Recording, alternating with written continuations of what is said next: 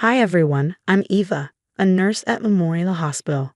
I've dedicated my life to helping others, but now I'm the one who needs support. Life wasn't always this messy. 5 years ago, when I married Derek, I thought I found my soulmate. He was charming, successful, and made me feel like I was his world. But that dream didn't last long, especially once his sister, Rita, became a constant presence. You're skipping dinner again? That's the third time this month, I said, leaning against the kitchen counter as Derek grabbed his keys. Rita needs help setting up her new TV. You know she's hopeless with tech, he replied casually. She's 38, not 80. There's YouTube for that. Don't start, Vic. She's family.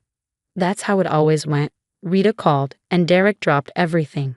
Last week, it was curtains during my birthday dinner. The week before, an entire Sunday spent rearranging her furniture. I don't think this is right, Eva, Marina, my best friend, said during a lunch break at the hospital. Derek barely lets you see your family anymore. He says they're too critical of our relationship, I muttered. Because they see what's happening, James, my coworker, added, flipping through patient charts. Remember when he made you skip your sister's baby shower because Rita had a dating crisis? And it wasn't just Rita. His mother, Jane, was in on it too. Rita just needs her brother, dear. You should be more understanding, Jane said at dinner one night, handing me a bowl of potatoes. That was 3 years ago, I said, my patience wearing thin. Family comes first, Eva, Jane replied, while Rita smirked, clinging to Derek's arm. Right, baby brother. Later that night, as Derek spent hours on the phone with Rita, I tried to suggest visiting my parents. Your mom always gives Rita these looks, he said dismissively. I don't like how your family treats her. They treat her the way she treats me, I shot back. There you go again, jealous of my sister. She needs me. Standing in front of the bedroom mirror, I barely recognized myself. The spark in my eyes was gone, replaced by exhaustion. Marina's earlier words echoed. You're becoming a ghost of yourself. Now, as I sit at the nurse's station during my night shift, I watch Derek's phone light up with yet another text from Rita, some emergency about a garbage disposal. I used to believe marriage meant being someone's priority. In Derek's world, it's a competition with his sister, and I'm always losing. You know this isn't normal, right? James said quietly, dropping a patient file on my desk. I nodded slowly, realizing he was right, but admitting that meant facing the cracks in my marriage, and I wasn't sure I was ready. Hours later, driving home through a downpour, my thoughts spiraled as fast as the rain blurred my windshield. Then it happened. A truck veered into my lane. My car spun violently, crashing into the guardrail. Derek, please pick up, I begged, leaving yet another voicemail. My ribs throbbed and my hands trembled. 911. What's your emergency? I'm on Highway 27 near exit 43. Please hurry, I gasped. As I waited for the ambulance, tears blurred my vision. Derek's voicemail greeted me every time I called. Desperate, I texted Marina. Eva, I'm on my way, she replied immediately, her voice cracking when she called me back. 4 hours later, lying in a hospital bed with a concussion and 3 broken ribs, I finally got a text from Derek. Sorry, helping Rita move her bedroom set. What's up? What's up? What's up? James was checking my vitals when Derek finally arrived, 5 hours after the accident. Baby, I'm so sorry, he said, his voice dripping with guilt. Rita really needed help with the move. You know how her back gets.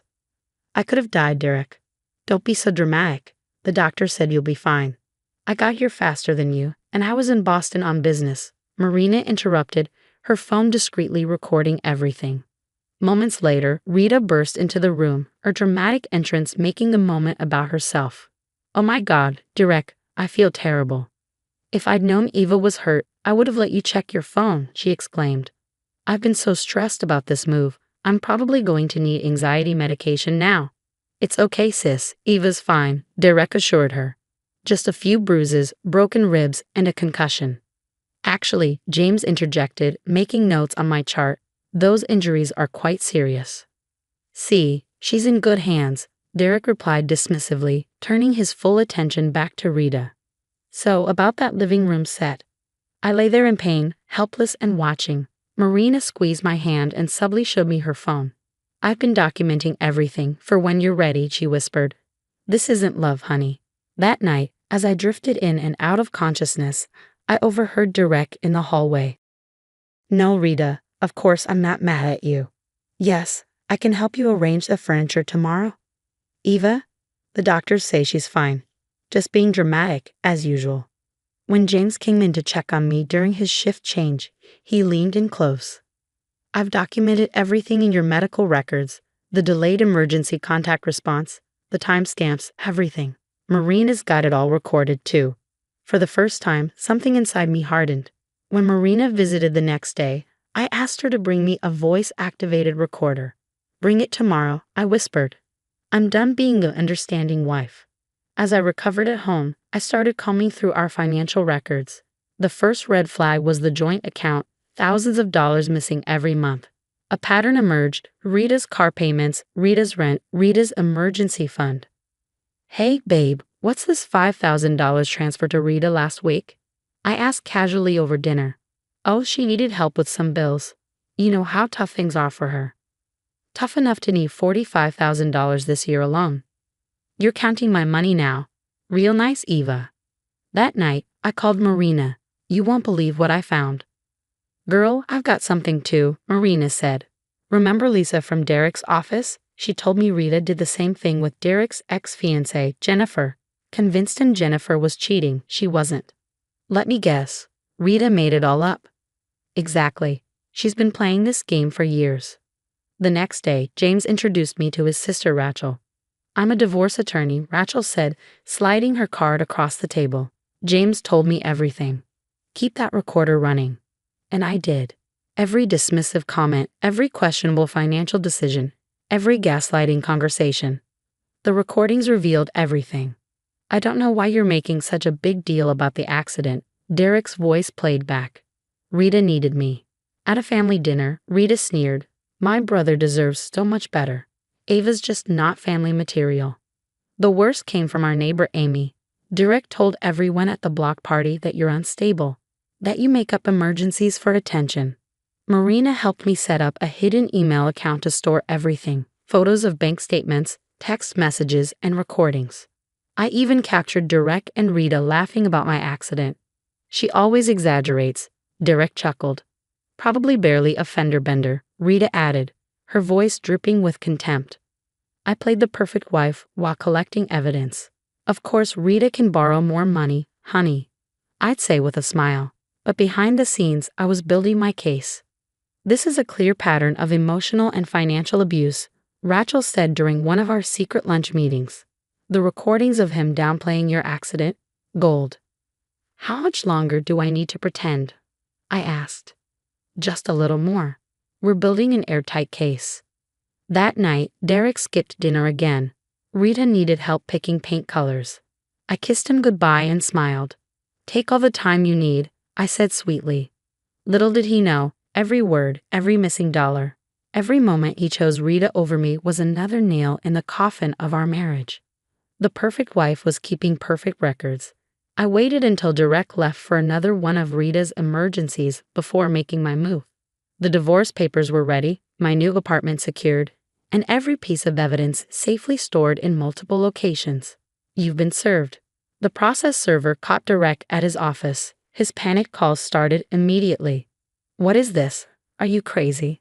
Check your email, I replied calmly. I've documented everything. That same week, Rita's perfectly orchestrated world began to crumble. Someone tipped off the IRS about her years of unreported income. Those endless loans from Derek? Turns out she'd been running a small business under the table, dodging taxes along the way. Did you know about this? Derek screamed into the phone. They're auditing me because of Rita. As if that wasn't enough, his company launched its own investigation.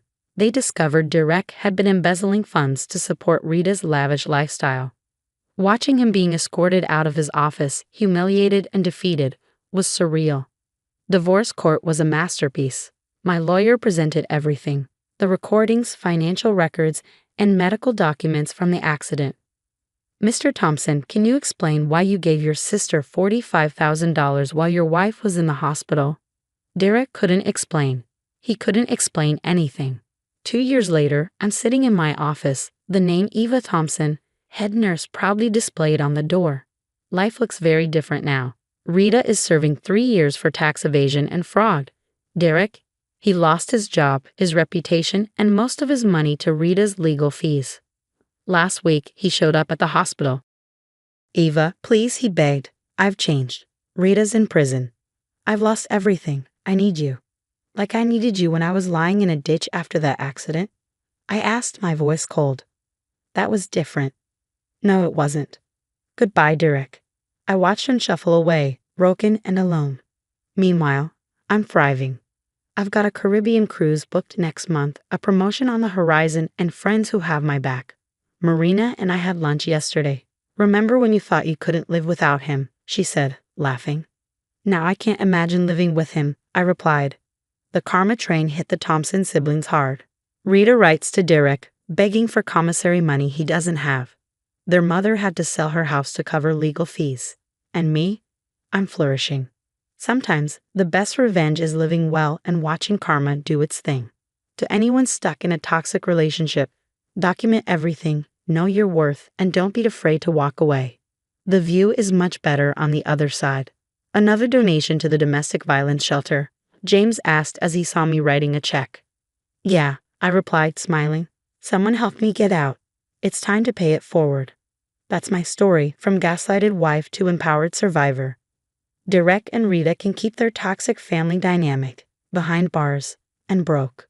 If you discovered your spouse prioritized their siblings' non-emergencies over your actual emergencies, what would you do? Would you try to fix the relationship first, or would you start planning your escape? Where would you draw the line? Let me know your thoughts in the comments below. If my story resonated with you, don't forget to hit that like button and subscribe for more real-life stories about overcoming toxic relationships. Your support means everything.